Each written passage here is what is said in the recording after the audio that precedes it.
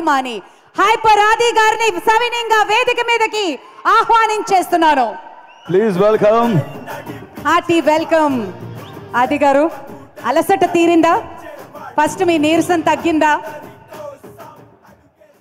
అది my friend, living legend. అన్ని మైకులు ఎందుకు, ప్రెస్ మీట్ ఏమైనా ఉంది? థ్యాంక్ యూ అండి అందరికీ. చాలా చాలా చాలా సంతోషంగా ఉందన్నమాట. అది మాటల్లో చెప్పలేనిది. నా పేరు హైపరాది. నేను ఆంధ్రప్రదేశ్ డిప్యూటీ సీఎం గారి తాలూకా. ఇది నేను ఇంకెన్ని సంవత్సరాలైనా చెప్పుకుంటాను. నేను అందులో తిరగలేదు. అంత కష్టపడ్డాం, ఆ ఫలితం మాకు అంత ఆనందాన్ని ఇచ్చిందనమాట. నిజంగా అంటే ఇంకా ఈరోజు ఈ ఫంక్షన్ ఇంత గ్రాండ్గా చేస్తున్న విశ్వప్రసాద్ గారికి నిజంగా థ్యాంక్ యూ చెప్పాలి. ఎందుకంటే మన కూటమి అనే ఒక సినిమా 164 రోజులు ఆడింది. అందుకే ఈ సక్సెస్ మీట్ జరుగుతుంది.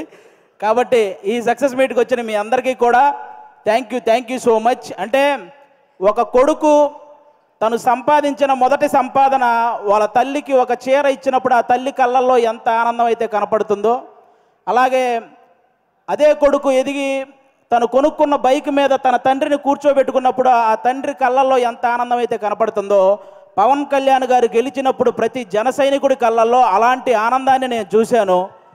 నిజంగా అలాంటి ఆనందాన్ని నేను చూశాను.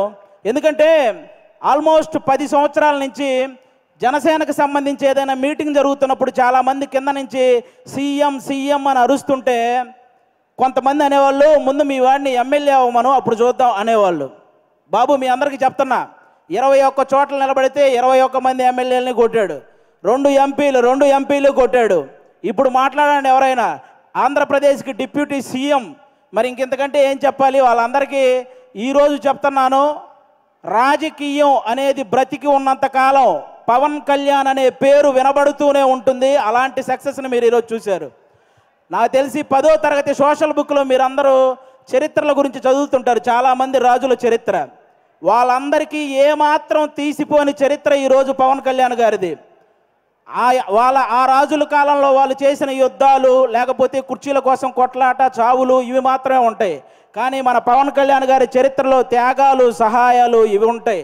ఇలాంటి నాయకుడి గురించి ప్రతి ఒక్కరూ మాట్లాడుకోవాలి, ప్రతి ఒక్కరూ ఆయన్ని ఇన్స్పిరేషన్గా తీసుకోవాలని మనస్ఫూర్తిగా కోరుకుంటున్నాను.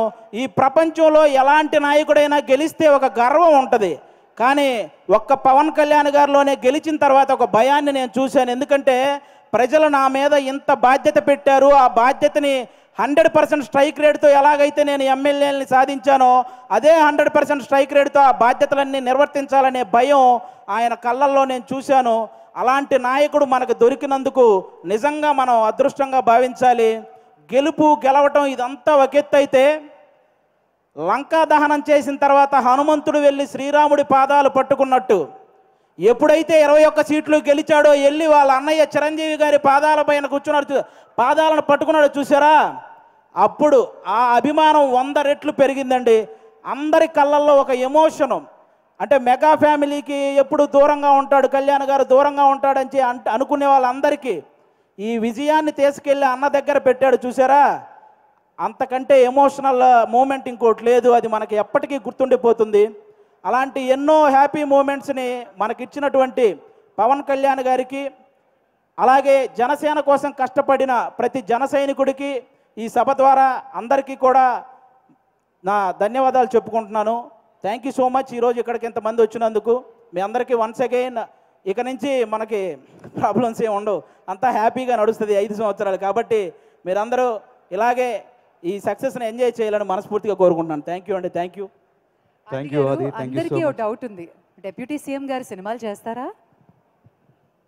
చేస్తారండి, కంపల్సరీగా. కొన్ని ఉన్నాయి కదా బ్యాలెన్స్, అవి పూర్తి చేయాలి కదా, చేస్తారు. మమ్మల్ని ఎప్పుడు ఎంటర్టైన్ చేయడానికి థ్యాంక్ యూ వెరీ మచ్.